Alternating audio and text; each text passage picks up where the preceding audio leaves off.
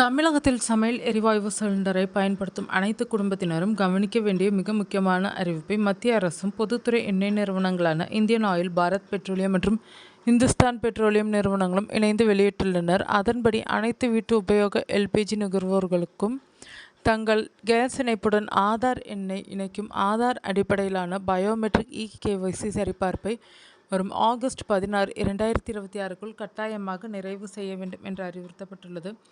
இந்த காலக்கெடுவிற்குள் இ-கேஒய்சி செய்ய தவறினால் பிரதான் மந்திரி உஜ்வாலா யோஜனா திட்டத்தின் பயனாளிகள் மற்றும் மானியம் பெறும் சாதாரண எல்பிஜி நுகர்வோர்கள் பெறும் சமையல் எரிவாயு மானியம் தற்காலிகமாக நிறுத்தப்படலாம். மேலும் சில நிறுவனங்கள் மானியம் வழங்குவதை நிறுத்துவதுடன் சிலிண்டர் முன்பதிவு மற்றும் விநியோகத்திலும் கட்டுப்பாடுகளை விதிக்க வாய்ப்புள்ளதாக தெரிவிக்கப்பட்டுள்ளது.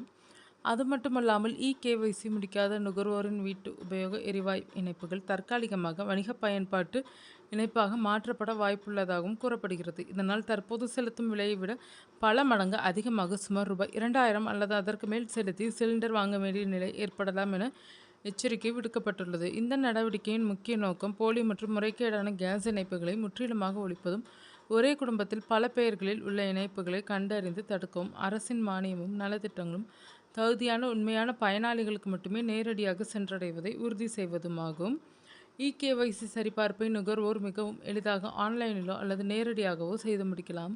ஆன்லைனில் செய்ய விரும்புவோர் தாங்கள் பயன்படுத்தும் நிறுவனத்தின் அதிகாரப்பூர்வ மொபைல் செயலியான Indian oil one, hello BPCL மற்றும் HP பே செயலியை பதிவிறக்கம் செய்து அதனுடன் மத்திய அரசின் ஆதார் ஃபேஸ் RD செயலியும் நிறுவ வேண்டும். பின்னர் முக அடையாள சரிபார்ப்பு அல்லது OTP மூலம் சில நிமிடங்களிலே இ-கேஒய்சி நிறைவு செய்யலாம். மேலும் உங்கள் வீட்டிற்கு சிலிண்டர் விநியோகம் செய்ய வரும் ஊழியர்களிடம் இருக்கும் பயோமெட்ரிக் கருவி அல்லது மொபைல் செயலி மூலமாகவும் ஆதார் எண்ணை வழங்கி கைரேகை அல்லது OTP சரிபார்ப்பின் மூலம் இ-கேஒய்சி மேற்கொள்ளலாம். ஆன்லைன் வசதி இல்லாதவர்கள் தங்களது பகுதியில் உள்ள கேஸ் ஏஜென்சி அலுவலகத்திற்கு ஆதார் அட்டை மற்றும் கேஸ் இணைப்பு எண் அல்லது நுகர்வோர் புத்தகத்துடன் நேரில் சென்று கைரேகை பதிவு செய்து இ-கேஒய்சி எளிதாக முடிக்கலாம்.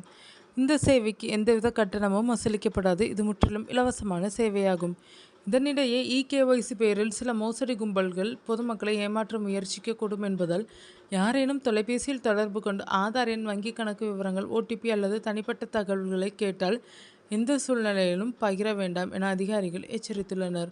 அதிகாரப்பூர்வ இணையதளம், மொபைல் செயலி அல்லது அங்கீகரிக்கப்பட்ட கேஸ் ஏஜென்சி மூலமாக மட்டுமே இ-கேஒய்சி செய்யுமாறு அறிவுறுத்தப்பட்டுள்ளது. எனவே கடைசி நேரம் வரை காத்திருக்காமல் உடனடியாக உங்கள் கேஸ் ஏஜென்சியை தொடர்பு கொண்டு அல்லது அதிகாரப்பூர்வ ஆன்லைன் சேவைகள் மூலம் இ-கேஒய்சி நிலையை சரிபார்த்து ஆகஸ்ட் 16ஆம் தேதிக்குள் கட்டாயம் சரிபார்ப்பை நிறைவு செய்து கொள்ளுமாறு அனைத்து எல்பிஜி நுகர்வோர்களுக்கும் மத்திய அரசு அறிவுறுத்தியுள்ளது.